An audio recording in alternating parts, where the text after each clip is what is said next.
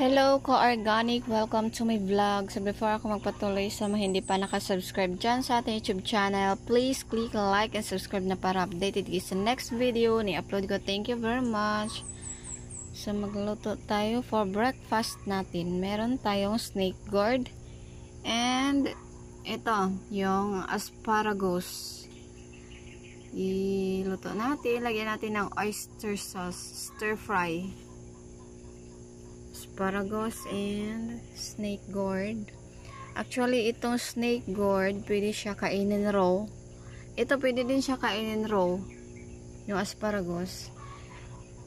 Pero, yung plan ko is, iluto talaga siya.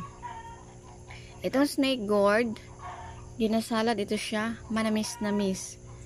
Pagkainin mong raw, and crunchy-crunchy. Same dito. Yung asparagus. Crunchy and masarap yung lasa niya.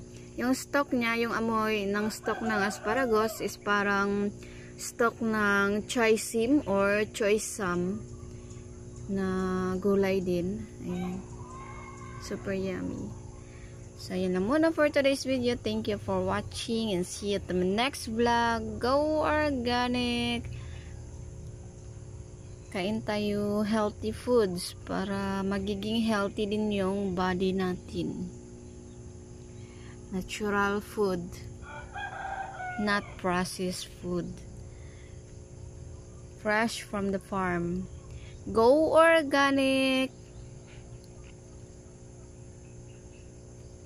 Snake gourd. Bata pa ito siya. Wala pang ano. Hindi pa matigas yung seeds niya. Ayan.